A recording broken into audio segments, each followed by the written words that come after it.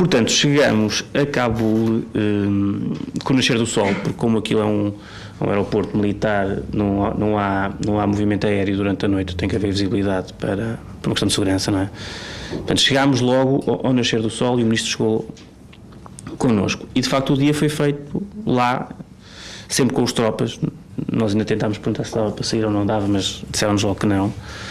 Vestiram-nos logo com aquelas coisas todas, com os coletes à prova de bala, com os capacetes, que nós na altura achámos claramente exagerados. Eu até começo o texto um bocado assim, nessa onda, que achei que o briefing, que na altura me parecia assim um bocado, não era fantasioso, mas para nos dar a ideia que aquilo afinal era arriscado, e eu sinceramente não ia com essa noção de que seria tanto. Logo de manhã. Dias antes de ter morrido. Não, quer dizer, foi de manhã, não foi diferente, porque nós. Portanto, e depois está aqui uma parte engraçada que foi a negociação inicial. Inicialmente, a assessora do ministro disse que, por razões de segurança, nem todos os jornalistas podiam ir acompanhar o ministro nos contactos oficiais que ele ia fazer.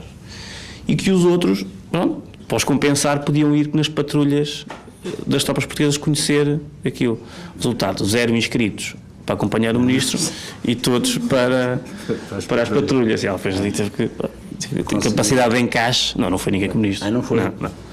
Teve que ter capacidade de encaixe e perceber que ninguém estava interessado. Nem a Lusa foi? Não, porque nós depois íamos estar com o ministro ao fim do dia. Portanto, não faria sentido andarmos ali de quartel em quartel, quase, não é? Nem sempre conseguiríamos falar com o interlocutor do ministro, que era o comandante da ESAF, que eram as forças que estavam lá no Afeganistão. Portanto, zero para ali. E, portanto, primeiro estivemos no aeroporto, que também é controlado pelas tropas portuguesas, e depois é que seguimos nas patrulhas pelas ruas de Cabul. E a questão foi mesmo essa, que no sítio, fui numa das viaturas, não é?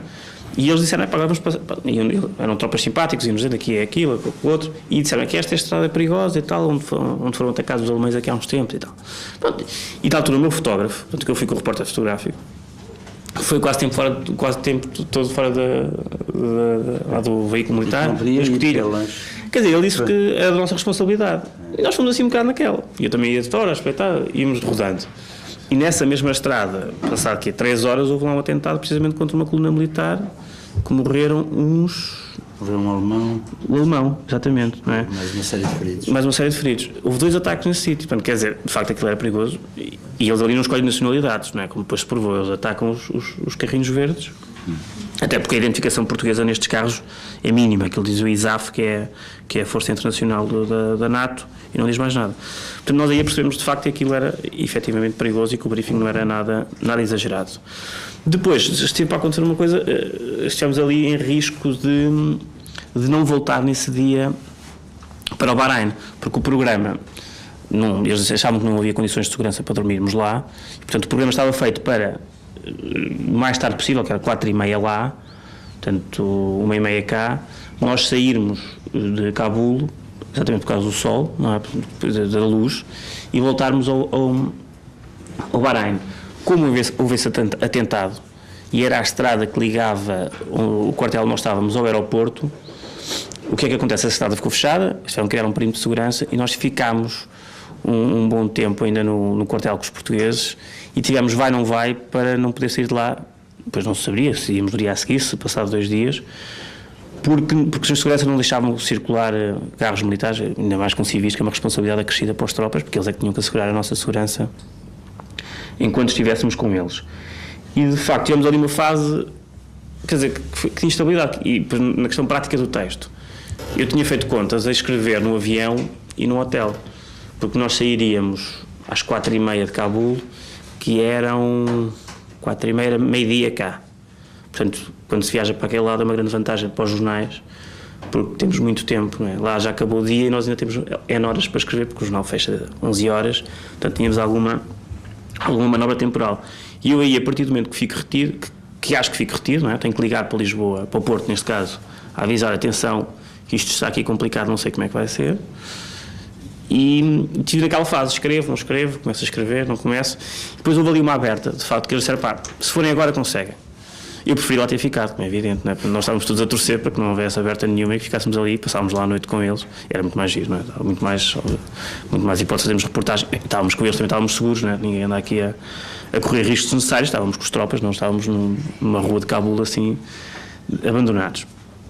E de facto conseguimos chegar lá por uns atalhos esquisitos, conseguimos chegar ao aeroporto a tempo e quando levantamos, já levantamos de noite. Aquilo foi claramente, não nos quiseram lá mesmo, porque a nível de segurança já era muito perigoso fazer aquilo, até porque a pista é perto das montanhas e mesmo a nível de visibilidade o piloto.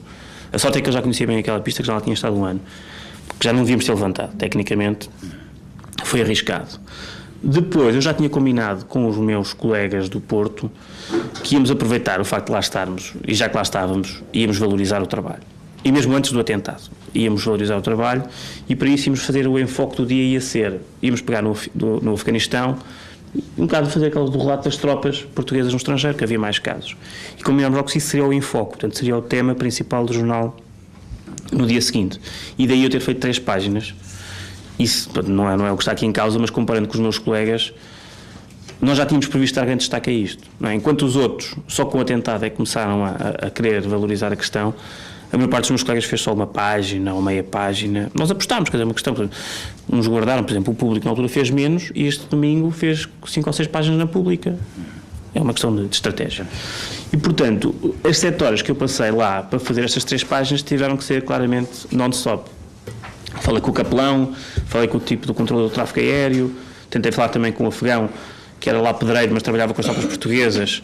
Para isso usei um intérprete, que era de uma portuguesa que nós já encontramos, que andava em missão das Nações Unidas. Peguei no intérprete para ir falar com o tipo, com o afegão, porque eu não tinha maneira de comunicar com ele, não é? Como devem imaginar. Lá a taxa de analfabetismo é enorme.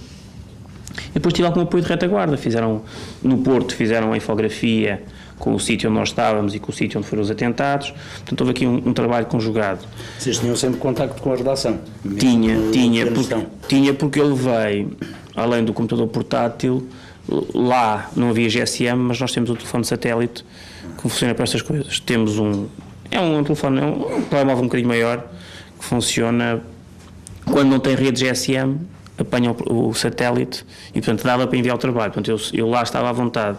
Outros colegas não estavam, porque jogaram no regresso a Bahrein.